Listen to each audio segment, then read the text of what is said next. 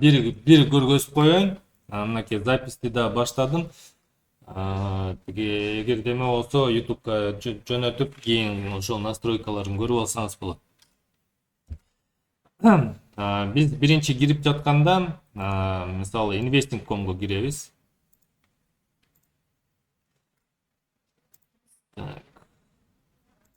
Investing.com.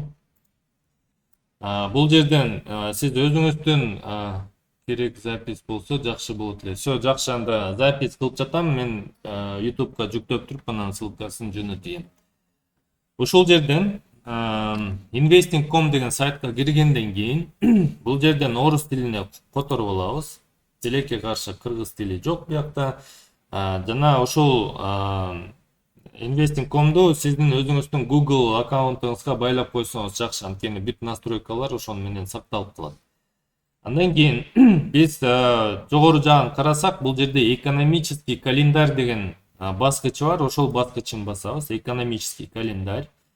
Кийинкиси төмөнүрөөк түшсөңүз, ошол жерде бизде фильтры деген баскычы бар. Ошол фильтрди басабыз. Эми ошол фильтрдан биз кайсыл мамлекеттерде сизге кызыктырып жатат, же болбосо кайсыл мамлекеттердин валютасы менен соода кыласыз, ошону галочкаларын коюп коюшуңуз керек да. Мисалы Австралия, Великобритания, Германия, Еврозона милдеттүү түрдө керек, Испания керек, Канада керек. То есть өзүңүзгө тандап алсаңыз болот. Мен мисалы буяка Кытайды коюп койгом.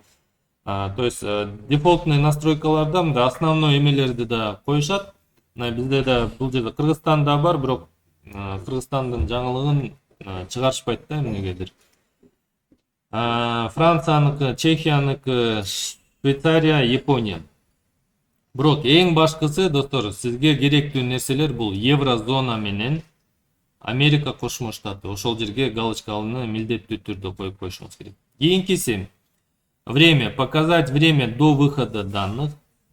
Категория, бул мисалы эгерде занятостька коюп туруп окейди бассаңыз, обновитти бассаңыз, анда бир гана занятость боюнча көргөзүп калат да статистиканы. Ошондуктан бияка мен статистика галочкаларды койбойм.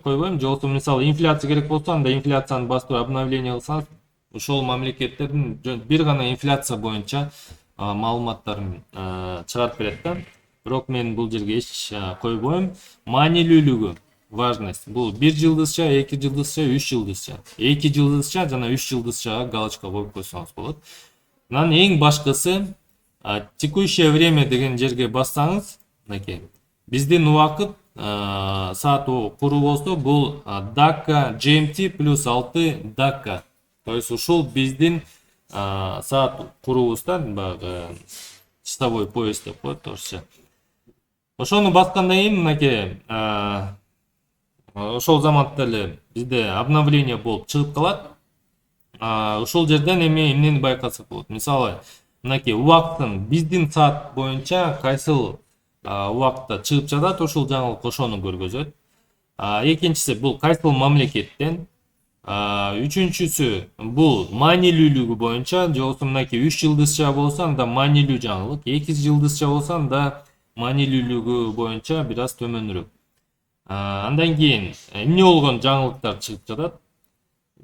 Бул бөлчөгүндө факты боюнча канча чыкты, болжомол боюнча канча чыкты, анан буга чейинки статистика кандай болгон ошону көргөзүп турат. Эми жогору жагын карай турган болсоңуз, бул жерде мынакей кечээки күндүкү, бүгүнкү күн, эртеңки күн, анан ушул жуманын жаңылыктары ушул жумага бүт көргөзүп турат. Биринчи күн, экинчи, үчүнчү күн деп ушинтип чыгарып калат. Следующий неделя аны көп деле койбойм. Мен көбүнчө ушул жуманыкы кайсыл жаңылыктар чыгат, ошону басып, баарын бир сыйра карап чыгам, достор. Бүгүн мисалы бизде 4-күн, объем промышленного производства в Китае, объем промышленного инвестиционный фонд капитал, уровень безработицы в Китае жогорулап жатыптыр, да? То есть Великая Британия боюнча мисалы ким GBP USD менен соода кылса, то есть британский фунт менен, анда бүгүнкү жаңылыкты саат 12-де көңүл буруп коюш керек, достор. Анткени мынакей ВВП чыгып жатыптыр. Бул маанилүү жаңылыктардын бири. Эми бүгүн Америка Кошмо Штаты боюнча карайлы. Бүгүн ошол Америка боюнча көңүл бура турган жаңылык бул число первичных заявок на получение пособий по безработице. Ушуга көңүл бурушубуз керек. Индекс занятости ФРБ кереги жок. Объем розничный объем промышленный объем товарооборот. Калгандары көп деле маанилүү эмес, бирок мындай бир локалдык кырдаалда бир таасирин бериши мүмкүн. Бирок көбүнчөсү число первичных заявок на получение пособий по безработице. Ошого көңүл бурабыз. Базовый индекс розничных продаж ошого да көңүл буруп койсок болот. То есть бул 3 жылдызча болуп турган жаңылыктарга бир көңүл буруп койсоңуз болот. Эми мынакей настройкаларын көргөзүп бердим. Эми ошол жерден кайсыл мен түшүнүп жатам, ошол баракчаны ачкандан кийин сизге мүмкүн багы толтура багы статистика бар экен, башыңар айланып кетиши мүмкүн да, то есть өтө көп статистика да. Бирок ушул статистиканын ичинен 4 эле жаңылык маанилүү. 4 эле жаңылык достор. Бул биринчиси решение процентных ставок ФРС. Экинчиси бул non-farm, же болбосо изменение числа занятых в несельскохозяйственном секторе. Үчүнчүсү бул ИПЦ, мынакей кече Америка боюнча чыкты ИПЦ. Же болбосо бул инфляция. Анан төртүнчүсү бул ВВП. То есть ушул 4 жаңылыкка эле көңүл буруп койсоңуз болот. Калган жаңылыктарды бир локалдык кырдаалда таасирин бериши мүмкүн. Аны көп деле көңүл бурбай деле койсоңуз болот башында. Кийин уже профессионалды түрдө трейдинг менен алектенсеңиз, анда ошол жаңылыктарды да түшүнгөнгө аракет кылышыңыз керек. Эми биринчисин биз решение по процент ставок ФРС ошону карайлы. Эгерде сизге ошол датасы боюнча керек болсо, мынакей бул жерде датанын эмеси бар. Ошол жерден так, бизде акыркы решение качан чыкты? Кече эле карап аттым элем. Мынакей 4-күнү 1 августта чыккан решение по процентной ставке ФРС. Ушул достор эң маанилүү жаңылык. То есть эң күчтүү, буга милдеттүү түрдө көңүл буруш керек. Ошол решение по процентной ставке ФРС жарым сааттан кийин пресс-конференция ФОМС. То есть ошол пресс-конференция ФОМСто Жером Пауэлл деген ошол ФРСтин жетекчиси бар. Ошол жарым сааттан кийин пресс-конференцияда кылат. Ага дагы көңүл бурушубуз керек. Анткени ошол пресс-конференциядагы графикке таасирин берип коюшу мүмкүн. Эми ошол жерге кирип көрөлү. Мынакей решение по процентной ставке ФРС. Биздин убакыт боюнча азыр бул 1 августта түнкү саат 12-де чыккан 3 жылдыздуу жаңылык. Ушул решение по процент ставки бир жолу 1 айда же болбосо 2 айда 1 жолу чыгат. Ошо 1 же 2 айда 1 жолу чыгат достор ушул жаңылык. Ушул жерге кирип көрөлү. Члены Федерального комитета по открытым рынкам ФОМС принимают участие в голосовании по краткосрочным процентным ставкам. Данное решение напрямую влияет на курс национальных валют, поэтому инвесторы пристально следят за результатами голосования. Увеличение, ушул жерден көңүл буруп коелу. Увеличение ставки выше прогноза позитивно отразится на долларе США. Напротив, ставка ниже прогноза станет негативным фактором для американской валюты. Эми астындагы статистикасын карасак, мисалы, мынакей акыркы жолу ушул 1 августта 5,5% боюнча калтырышкан. Болжомол 5,5 болчу, буга чейинки дагы 5,5 болчу. Эми ушул кийинки келе турган решение по процент ставкам бул 19-сентябрда чыгат экен. Ошол жерден байкайбыз. Эми ошол аналитиктердин статьяларын окусам, жалпы Американын экономикасын карасак, ушул жакынкы убактарда процентный ставканы азайтышы мүмкүн болуп жатат. Эгерде ошол процентный ставка 19-сентябрда азайтса, анда доллардын баасы бир кыйла түшүп кетиши мүмкүн достор. ошону байкап карап турушубуз керек. Азыр 5,5% бул Америка өтө көп. Алардын мисалы тарыхта карай турган болсок, мынакей 1%, 2%, 4% андан кийин көбөйүп кеткен да. Бул эмне үчүн көбөйүп кеткен? Анткени ушул процентный ставка менен, то есть инфляция менен күрөш үчүн процентный ставка ушул бирден бир инструменти болот да. Эгерде инфляция көтөрүлүп атса, анда процентный ставканы жогорулатышат, чтобы инфляция түшүш үчүн. Ошондой бири-бири менен байланышы бар, достор. Ошол решенияны көрөбүз. Буюрса 19-сентябрда чыгат экен кийинкиси. Аны дагы мен Telegram группадан жарыялап турам. Ошол жаңылыкка көңүл буруп коюңуз деп. Кийинки жаңылык бул non-farm. Бул күчтүүлүгү боюнча экинчи орунда турат. Ошол investing.com'го киргенде non-farm деп баягы интернеттен же башка жерден уксаңыз керек. Non-farm бүгүн non-farm болот, эртең non-farm болот деп көп айтышат. Бирок ошол жаңылыктарда достор non-farm деп жазылбайт бул статистика. Статистика изменение числа занятых в несельскохозяйственном секторе деп жазылат. Ушул non-farm жаңылыгы. Изменение числа занятых в несельскохозяйственном секторе. Non-farm деген эмнени түшүндүрөт? То есть Америка Кошмо Штаты боюнча жумушсуздуктун статистикасы. То есть жумушсуздук көбөйүп жатабы же азайып жатабы, ошону биз көрсөк болот. Мисалы, мынакей өткөн айдыкы июль айына мисалы прогноз 176 миң жаңы жумуш орундары пайда болушу керек болчу экен, бирок факты боюнча 114 миң эле жаңы жумуш орундары пайда болуп турат. Андай эмесе Америкада жумушсуздук көбөйүп жатат дегендин белгиси. Эгерде ошол жерден мисалы факты боюнча кызыл болуп чыкса, анда доллардын баасы түшөт. Эгерде жашыл болуп чыкса, анда доллардын баасы өсөт, достор. Изменение числа занятых в несельскохозяйственном секторе изменяет изменение числа занятых в течение последнего месяца. Несельскохозяйственный сектор. Общее число занятых в несельскохозяйственном секторе составляет около 80% рабочих, которые производят весь объем. Это самая важная часть, содержащая отчет о занятости. Это самая важная часть данных, содержащихся в отчете по занятости, который предлагает лучший обзор экономики. Non-farm айдын канчасында чыгат дейт. Non-farm бир айда бир жолу чыгып турат.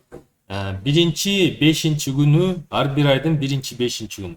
Мисалы, мынакей августта, бул 2 августта экен, биринчи 5-чи күнү ошондо чыгат. Эгерде июльдүкүн карай турган болсок, анда биринчи 5-чи күн июль айында, бул 5-чи июль экен.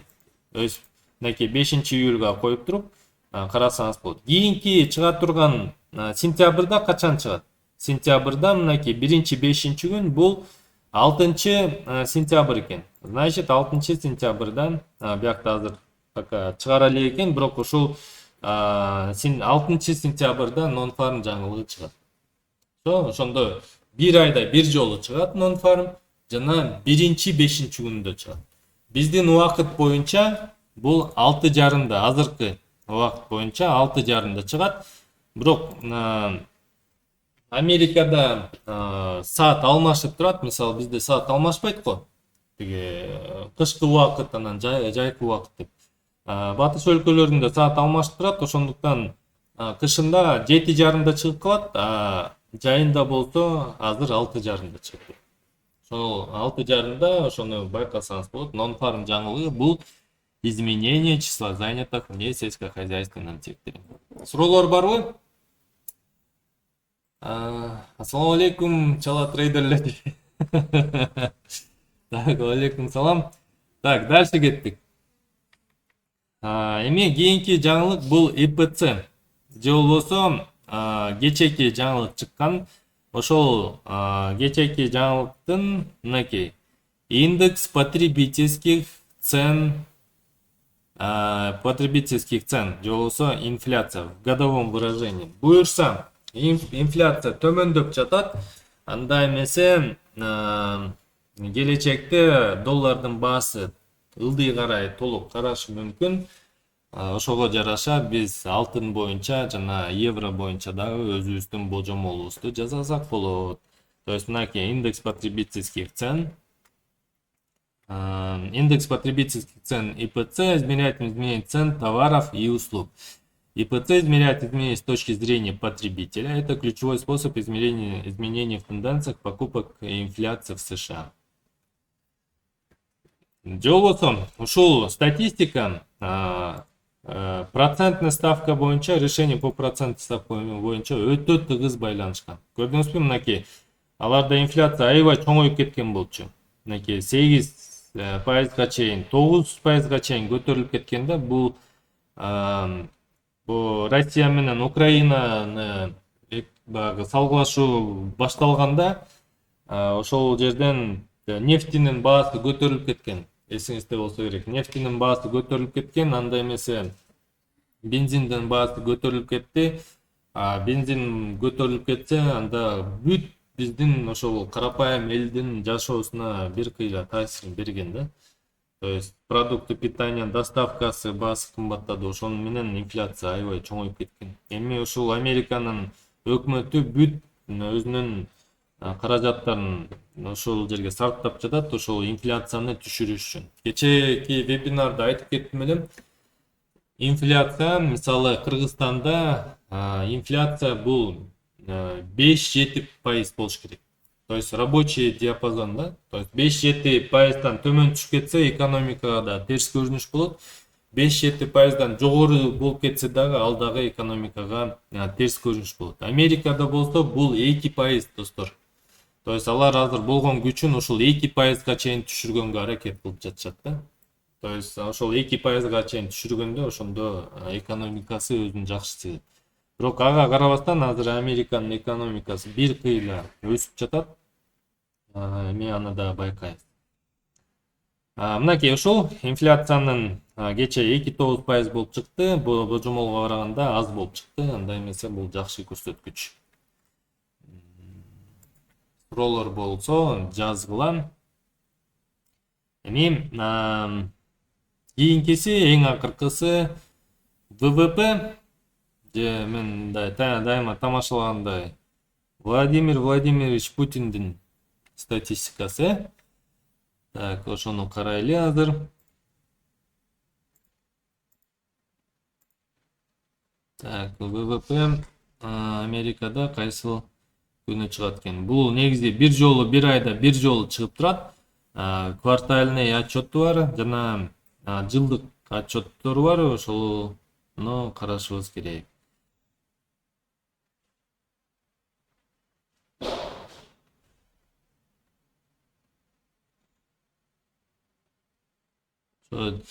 Мындай установлено бир күндө чыкпайт да алар. То есть ар кайсы күндөрдө чыгарышат.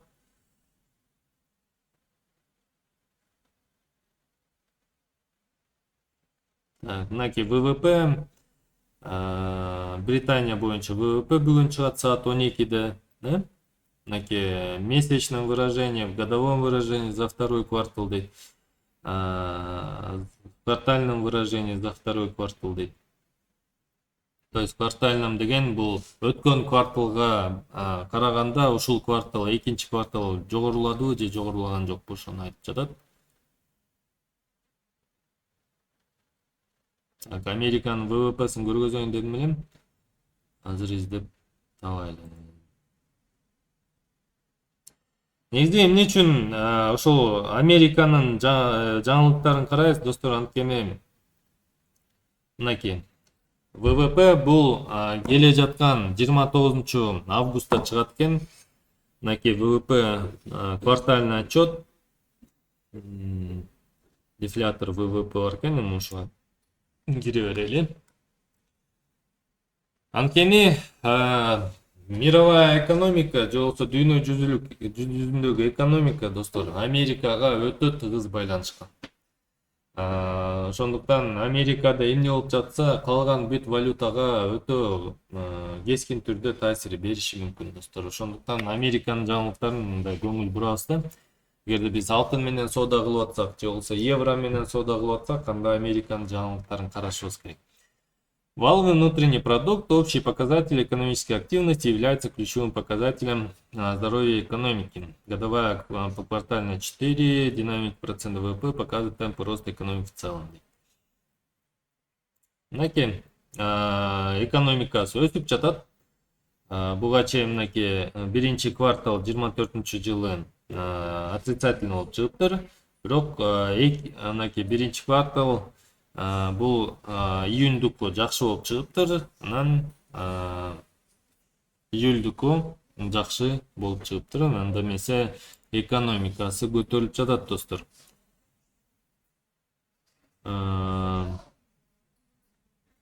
Ошол эми бул негизи калган буга чейин айтып кеткен 3 жаңылыкка караганда таасири бир аз азыраак. Анткени ВВП бул уже итоговый да. Бул мындай эми ВВПны көбү билишет, основной показатель деп айтышат, бирок ВВП болгондо биз эгерде азыр решение процентной ставки, инфляцияны, нон-фармды, PPI, PMI'ды ошолордун баарын түшүнсөк, биз уже ошого алар ВВПны карабай туруп эле уже түшүнсөк болот. ВВП өсүп атабы же өспөйбү деп. Бирок бул мындай айтып атканда тастыктоо да, экономика ошол инфляция түшүп атса, рабочий кызмат жумуштары көбөйүп жатса, анда ВВП өсүп атат деп уже ошондой эле түшүнүп койсок болот. Ошондуктан бул башка статистикага караганда көп таасири жок. Бирок ага карабастан буга дагы биз көңүл бурушубуз керек. Ошондой.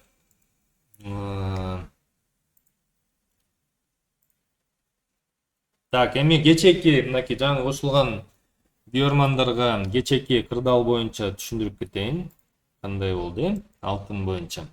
Эми бул бир гана мен өзүмдүн ой жүгүртүм. Эгерде сиздин өзүңүздүн ой жүгүртүүңүз бар болсо, жазсаңыз болот. Мисалы, бул жерден биз мен аз жарым саатка коеюн. Мынакей болушамды карасаңыз, болушам ушул инфляция чыккан шамда, то есть инфляция чыкканда ушул шам пайда болду. Эми биз элестетип коелу, мисалы, биз ушул жаңылык чыгаардын алдында турабыз. Эгерде сиз ушул жерден байкасаңыз, бул жерде бизде область каршылык чөйрөсү бар да.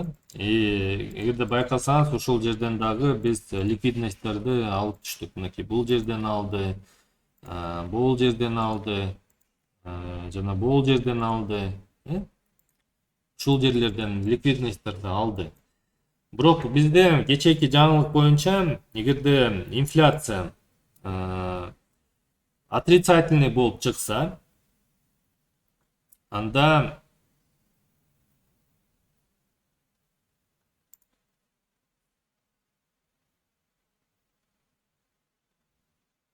мынакей инфляция ИПЦ в годовом выражении отрицательный болуп чыкты, доллардын баасы төмөндү карай жол алыш керек болчу, алтындын баасы болсо жогору көздөй жол алыш керек болчу да.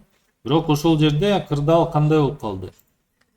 Ушул уровеньди көрүп, ушул деңгээлди көрүп, ушул дүйнө жүзүндөгү трейдерлер кандай чечимге отур? Өзүңүз деле ушул жерден кандай сделка ачат делеңиз, өзүңүз деле сурап көрсөңүз болот. Өзүңүздөн тылга ачат белеңиз же байга ачат белеңиз ушул жерден. Мынакей өйдө карайбы же төмөндү карай сделканы ачат белеңиз.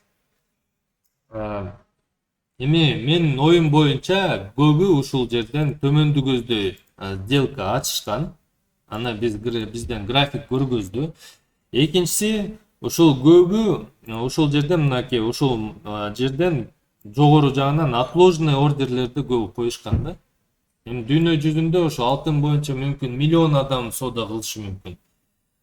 Толтура адамдар ошол жерге sell сделкасын, отложкасын койсо, биз көрүп жатабыз ушул жерден биринчи өстү бул жерге чейин. Өсүп барып ошол отложкага келип тийгенден кийин, ал продажа болгондон кийин кайра бааны төмөндү көздөй түртүп ийген да. То есть бияка чейин. Айтсы, мынакей төмөндү көздөй түртүп ийди. Анан бул жогорку таймфреймден имбалансты биз жаптык бул жерден. И кайра ошол имбалансты жапкандан кийин откат болуп кеттик да. Мынакей. Откат болуп азыр кайра өсүп атат. Эми байкап турушубуз керек.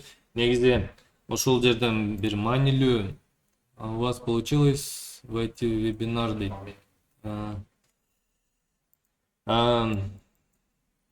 Ошол имбалансты старший таймфреймден жабылды да, кайра өйдө карай кетип баратат. Мүмкүн ошол жерден возможно бул жерден кайра ылдый кетиши мүмкүнбүз.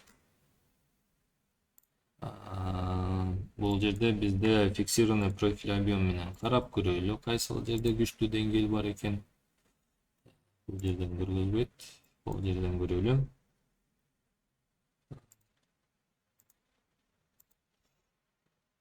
Мынакей бул жерде күчтүү деңгээл бар экен.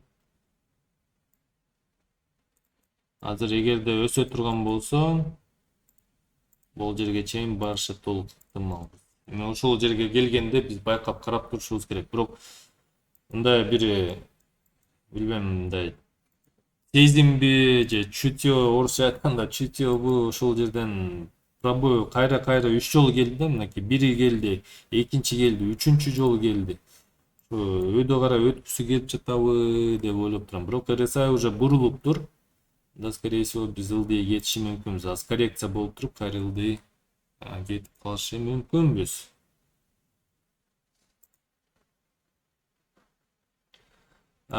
Достор, эгерде алтын боюнча өзүңөрдүн ой жүгүртүүңүз бар болсо, Telegram группадан жөнөтсөңүз болот. Өзүңүздүн ой пикириңиз менен алмашкылам. Менин оюм боюнча ошондой болчудай окшойт. Мынакей ылдый келди, коррекция и нисходящий RSI нисходящий болуп турат. Мынакей RSIда азыр коррекция болуп турат. Эми байкап турушубуз керек аны. Жаңылыктар боюнча суроолоруңуз барбы? То есть жаңылыктар боюнча кайсыл жаңылыктарга көңүл бурушубуз керек? Мындай маалымат толук болдубу?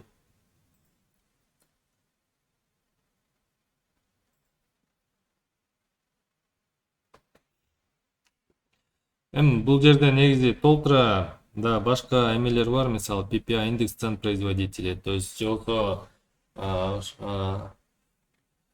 сонундай. Так, жолку ошол Америкадагы өндүрүүчүлөрдүн ошол баасын кандай кылып коюп жатат, ошону да карасак болот. Бул процент менен көргөзөт да. Мынакей 1%га азайыптыр, андай эмесе бул эмнени айтып жатат? Анда конкуренция бар. Конкуренция көбөйдү. Конкуренция көбөйсө, анда ошол өндүрүлгөн товардын баасын анда арзандатканга аракет кылып жатышат дегенди түшүндүрөт да. Ошондой бир кандайдыр подводящий ушундай статистикалар бар. Ошол статистикада кийин көңүл бурсаңыз болот. Жакшы түшүнгөндөн кийин. Вот. Ошол PMI деген бар. Ошолорду да карап койсоңуз болот. Эми бул негизи мындай второстепенный жаңылыктар да. Мисалы, бул число первичных заявок на получение пособий по безработице. Достор, сиз эгерде non-farmды божомолдой турган болсоңуз, анда ушул статистикага көңүл бурушуңуз керек. Бул ар бир 4-күн сайын чыгып турат. Ошол бир айда 4 жолу чыгат. Ошол число первичных заявок на получение пособий ошону анализ кылып туруп, сиз non-farm кандай чыгышы мүмкүн деп ошону дагы өзүңүздүн божомолуңузду жасасаңыз болот дейт. Бүгүнкү көз караш футка дейт, азыр карайлы. Азыр кандай карайсың? 22:00 прямой эфир кылсак дейт. Кечки саат 10-до достор, мен эс алам го. Жумуш менен 9-дан негизи 7-ге чейин, анан Эми аны тиги жетекчилер менен бир сүйлөшүп көрөйүн. Өткөндө ошону ошондой тиги предложение болуп атат деп.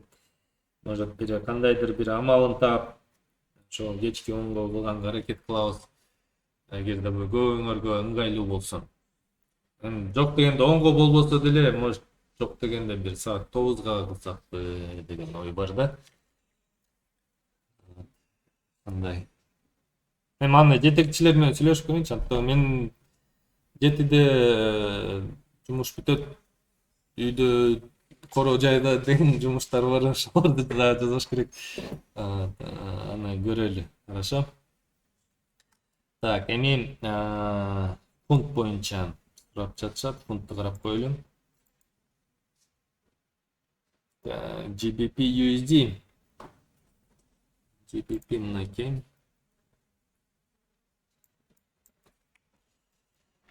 Так, бул жерде мисалы бизде снятие ликвидности ордер блок пайда болду буякта.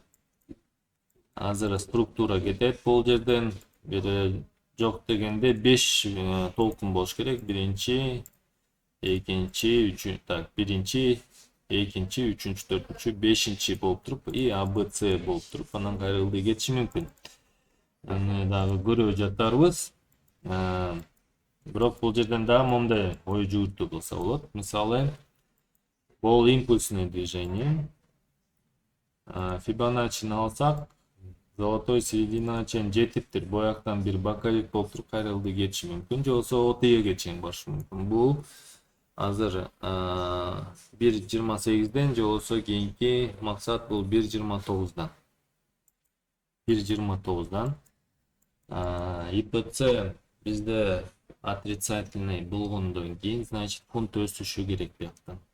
Жогору көздөй кетиши толук ыктымал. Нефтканы карайлы. Нефткада бизде бул жерде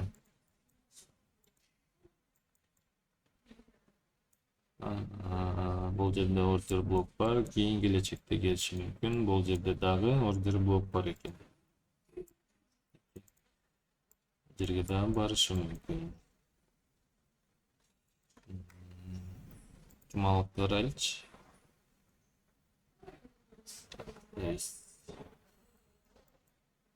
Бирде мен белгилеп турмун бияктан глобальный сценарийди. Бул возможный бир сценарий, да? Возможный сценарий не подтвержден. Чок пока жок.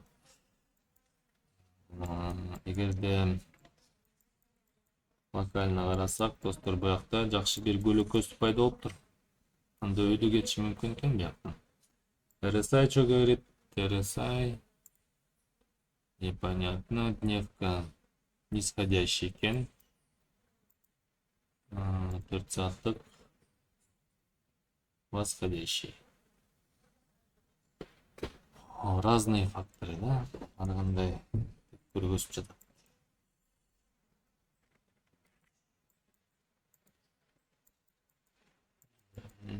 Разносторонний болуп калыптыр. Кечинде болсо жакшы болмок вебинар. Сверхсрочный төлөп бериштин айтсам дейт. Кечинде болсо жакшы болмок дейт. Эми аны сүйлөшүп көрөйүн, достор. Просто эми негизи алар эчтеке деле дешпейт да, кааласаң өткөрө бер дейт. Аларга деле эмес айырмасы жок. Просто мен өзүмдө карап жатам да. Эгерде мүмкүн үйдөн деле өткөрсө деле болот, анда аппаратураны үйгө алып барыш керек болуп калат. Көрүп жатарбыз, достор. Так, фунт боюнча разносторонний болот. Мисалы, Фибоначчи азыр ылдыйды көздөй айтып жатат да. Фибоначчини карасак, мынакей золотой серединага келди. Мүмкүн бул OTE'ге чейин барышы мүмкүн. Пока что восходящий ошол OTE'ге чейин барышы мүмкүн. Структурный кылып көрөлү да.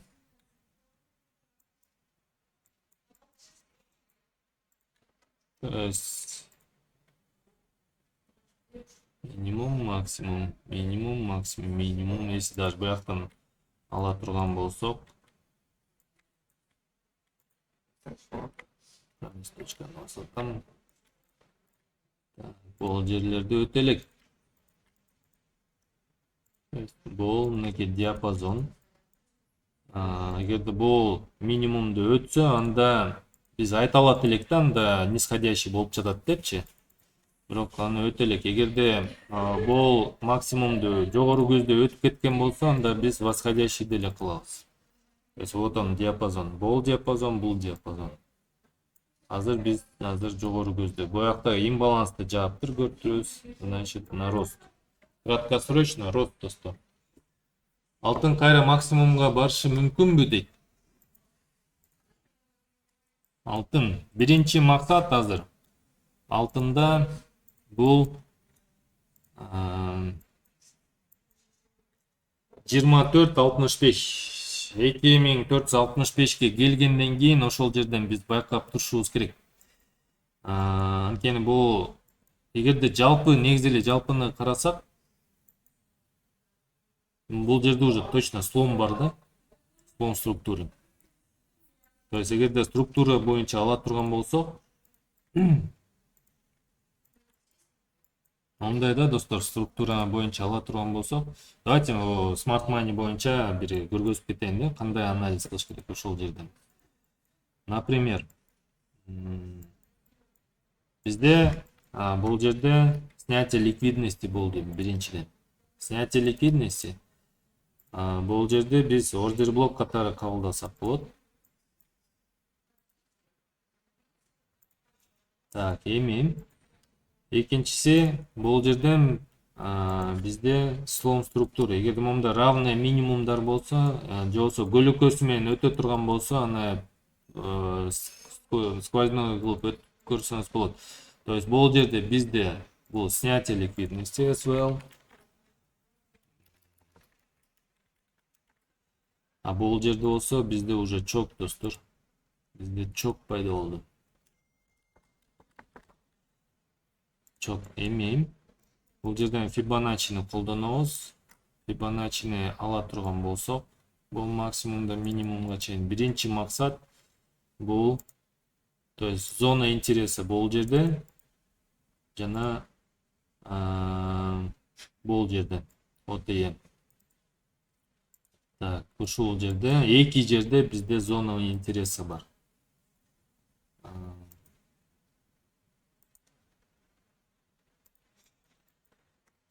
Так, андан кийин бул жерде брейкер бар экен. Мен көрүп турам, эки бул жерде брейкер. То есть баары совпадение болуп атат да. Брейкер блок. То есть мынакей бул чөйрөдө бизде эң күчтүү чөйрө да бул жерде. Ушул жерден точно реакция болот. Бул жерге келгенде азыр баасын айтып коем кайсыл жерде. То есть бул бизде 2461-2460 бир реакция точно болот да. Мынакей биякта да жазып жатат, 1 саатта слом бар деп. Мынакей слом бар уже. Ушул жерден бизден 2460-тан бир реакция болот точно. Ошол жерден байкап карап турушубуз керек. Эгерде пробой кылып чыгып кетсе, анда кийинки максат 2466. Бирок мен что-то ишене албай жатам ошол жерге чейин бара барбай. Анткени RSI'дагы нисходящий кылып жатат. Мынакей бул жерде дивергенция да бар экен. 4 сааттыкты карайлы, мон үчүн көрүнүппү, бул жерден уже тренд бурулуп кеткен да, бул кара линия. Ошон үчүн 2460-тан байкайлы достор. Бул жерге жетиштим, мен что-то көзүм жетпей турат да. Азырынча пока слом бар. Ошол жерге келгенде байкап карап турушубуз керек. Ошондой жол. Жолор барбы?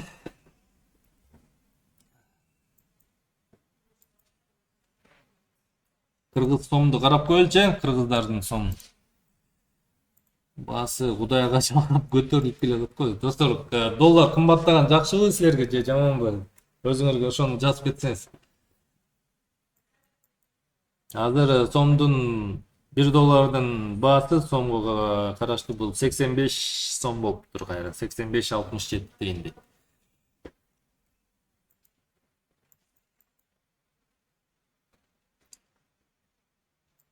Мисалы мага доллардын кымбаттаганы жакшы да. Анткени кирешени биз доллар менен көрөбүз го.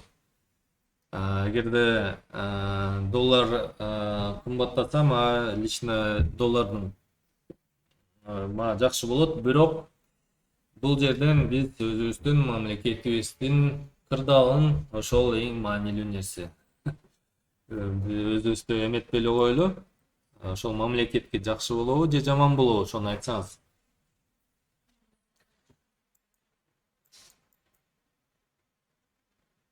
Мисалы, доллар кымбаттап кетсе, биздин предпринимательдерге жакшы көрүнүш эмес. Анткени алар башка өлкөдөн сырье алып келе турган болсо, анда алар долларга сатып алат. Анда эмесе алар бир аз кыйналып калышы мүмкүн. Эгерде туристтерге болсо, бул кымбаттаганы жакшы туристтерге. Туризм чөйрөсүнө, анткени Кыргызстанга келгенде туристтер доллар менен келишет. Сомго айландырганда көбүрөөк сом болот да. Бирок слишком кымбат болуп кеткен, баягы бир стабильный бир диапазондо болуш керек да.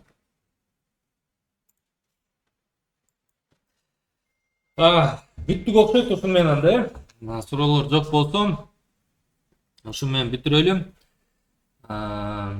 Эгерде суроолоруңуз бар болсо, Телеграмдан жаза бериңиздер. Кайсыл тема кызыктырган болсо, же болбосо эртең буюрса бул копирование боюнча, же болбосо сигнал боюнча кандай иштесе болот, ошону көргөзүп кетем. Жана кечки саат 9да болобу же 10да болобу, аны да бир байкаштырып көрөлү. Анткени коро жай деген бар. Коро жайды да жыйнаш керек кечинде бар. Өзүм коро жай менен иштегенди да жакшы көрөм да негизи. Ошол суроолоруңуз бар болсо жазгыла группага, сигналдары боюнча эртең буюрса өтөбүз. Ошо менен бүттү окшойт бүгүнкү. Катышканыңыздарга чоң рахмат.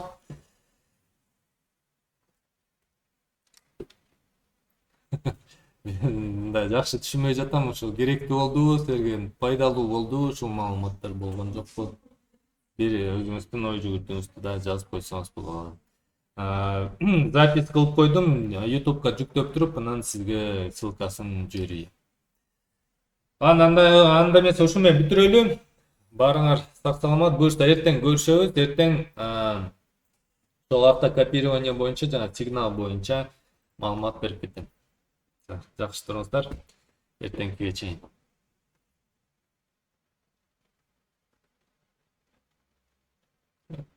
Суроо деле жок окшойт. Анда бүтүрө берейин.